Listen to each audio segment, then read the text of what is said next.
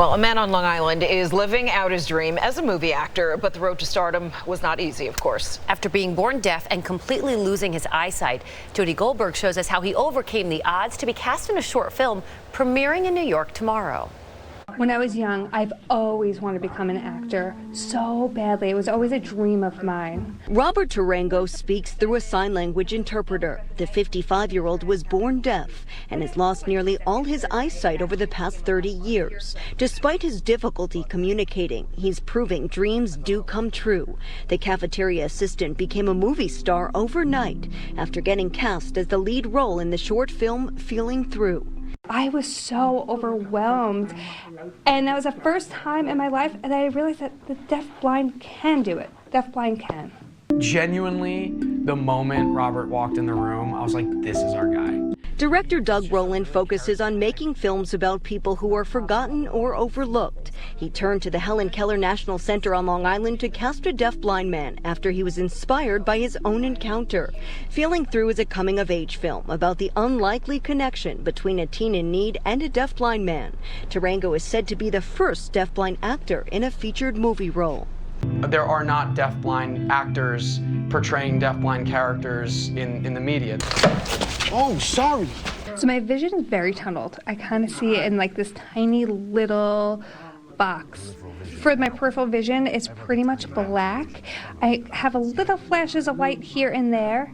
At nighttime, I can't see anything. The Helen Keller National Center provides training for approximately 100 deaf-blind individuals a year to gain skills to live independently and be successfully employed. People have this notion that, oh, we can't do X, Y, and Z, but deaf-blind can. We can do it. I have seen how this film, this opportunity, and it opened doors, you know, for the community, but it opened doors for Robert, and it empowered him and gave him such great joy. Robert being a part of this experience wasn't a challenge. It made it what it is. It was such an integral part of creating the environment. As for the future, Robert hopes to continue a career in film. I'm going to kind of put my feelers out there and see if I can get involved with other movies. That's a wrap. Jody Goldberg, Fox 5 News. That's great. It really is lovely and very encouraging. Interesting. All right, a man on Long Island breaking barriers in the film industry. He's believed to be the first blind and deaf man cast in a leading role. The film debuted in Manhattan late last year. Jessica Formoso explains how the visually and hearing impaired community could enjoy the historic character. I have experienced many people who are afraid to approach me. The deaf-blind community is a community that is often forgotten. Or afraid to help me do something like cross a street or read a communication card or engage with print on palm. Most people believe that living a deaf-blind experience is just similar to that person known as Helen Keller, right? So Helen Keller was a deaf-blind individual, but that actually is not the only life experience. There is a broad spectrum of life experiences within the community. The Helen Keller National Center is working to break that stigma.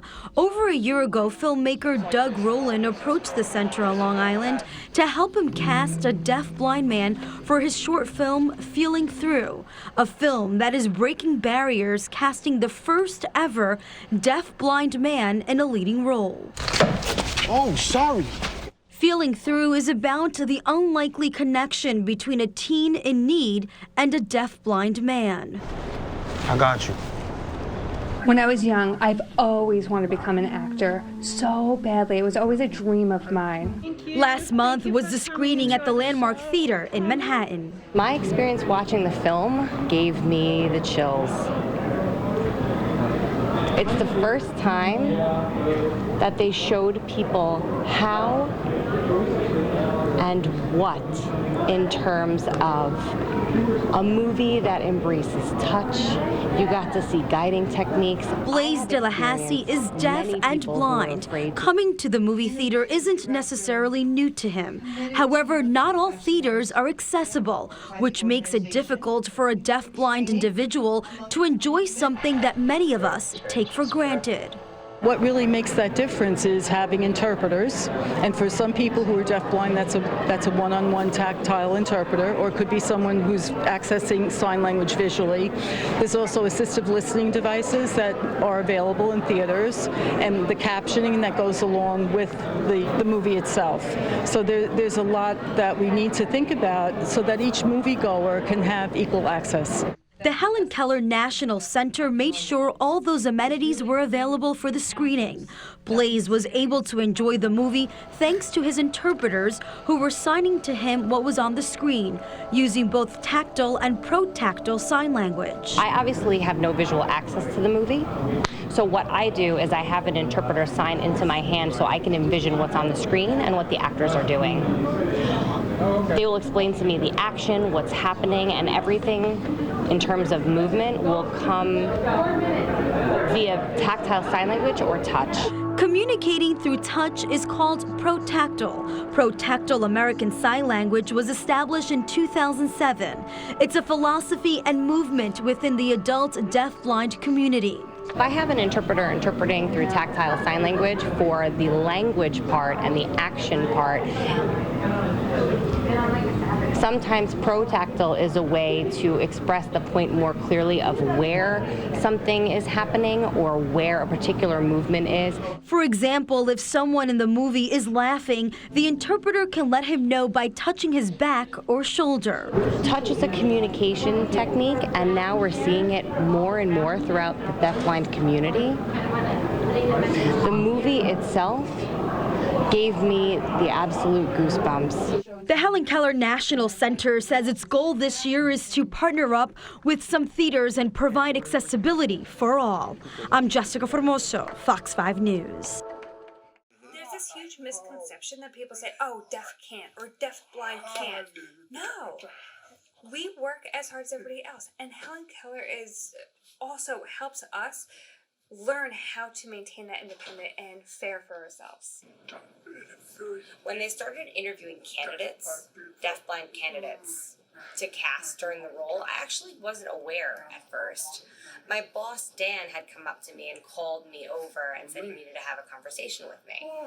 And during this conversation, he told me that I had to come over to the training building over here, and I was like, oh, what did I do? Am I in trouble? I haven't done anything wrong. So I remember I came into the building, I went up to the second floor, and I opened the door, and there was this room full of people. And I, at first, was a little bit puzzled, and I was like, I'm not sure what's going on here. What did I do? Why are all these people here? And there was a chair that was set up for me. I was introduced to Doug, and I was like, oh my gosh, am I meeting a famous person right now? And I had the opportunity to be famous myself. So I remember we had some talks about their ideas. They were explaining what was going to go on for this role, and I was really excited. And they said, you're going to be we're trying to select the first deafblind actor for a lead role. And I was like, yes, I hope that they pick me. I hope that I could become that first person in a lead role that's deafblind.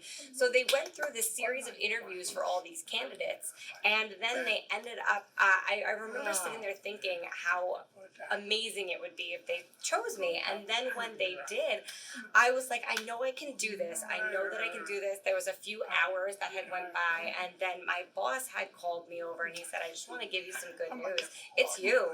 They picked you, and I remember being so excited. And now looking back as a 55-year-old man, it's never too late. I think is really the lesson that I learned with this experience. That's really, really great. It's never too late to achieve your dreams.